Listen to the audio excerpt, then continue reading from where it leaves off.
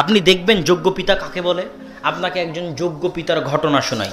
আয়েশা রাদিয়াল্লাহু তাআলা আনহা বলতেছেন, সাকাতাত লি কিলাদাতুন, একবার যুদ্ধ থেকে ফিরছিলাম মদিনার মুখে, তো আমার গলার হার রাস্তায় হারিয়ে গেছে।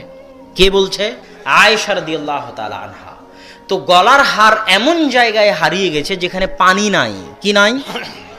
এদিকে সালাতের সময় হয়ে গেছে, গলার হার হারিয়ে গেছে, যেতেও পারছি না, পানিও নাই, সালাতেরও সময় হয়ে গেছে।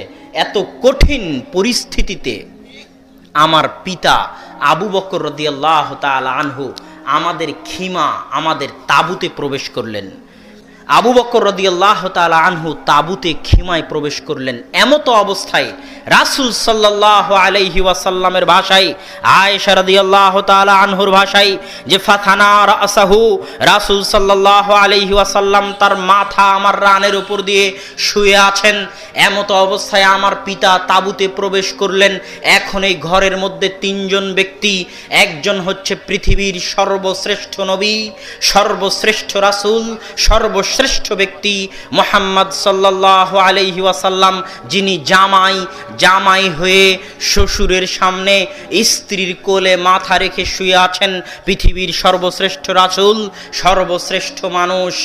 আর দ্বিতীয় ব্যক্তিকে, যিনি হচ্ছেন নবী রাসূলদের পরে, আম্বিয়া ইকরামের পরে, আসমানের নিচে জমিনের উপরে সর্বশ্রেষ্ঠ মানুষ, আবু বকর রাদিয়াল্লাহু তাআলা আনহু, তিনি হচ্ছেন শ্বশুর।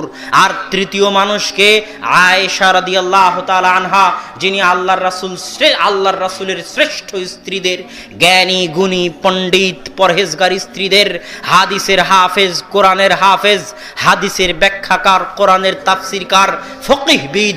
সাহাবীরা যখন কোনো মাসালা বুঝতে পারতেন না, তখন যার নিকটে যেতেন সেই বিদুষী, সেই মহিয়সী, সেই জ্ঞানী আয়েশা রাদিয়াল্লাহু তাআলা আনহা হচ্ছেন তৃতীয়, যিনি তার স্বামীর সামনে এবং বাপের সামনে এই তাঁবুতে আছেন। তার হার হারিয়ে গেছে, তিনি তার মাথা দিয়ে আছেন তার স্বামীর কোলে, যিনি পৃথিবীর সর্বশ্রেষ্ঠ রাসূল। আর দাঁড়িয়ে আছেন তার পিতা, যিনি পৃথিবীর সর্বশ্রেষ্ঠ মানুষ, নবী রাসূলদের পরে। এখন এই সর্বশ্রেষ্ঠ মানুষে সর্বশ্রেষ্ঠ নারী মহিলাকে এমন জোরে মারলেন যে আয়েশা রাদিয়াল্লাহু তাআলা আনহা বলছেন, লাকাজানি লাকজাতান শাদীদা, এমন জোরে মারলেন যে পৃথিবীর সর্বশ্রেষ্ঠ রাসূল মুহাম্মদ সাল্লাল্লাহু আলাইহি ওয়াসাল্লাম যদি আমার রানের উপর মাথা দিয়ে শুয়ে না থাকতেন, আমি ছিটকে দূরে চলে যেতাম। এর নাম পিতা। এর নাম কি? পিতা।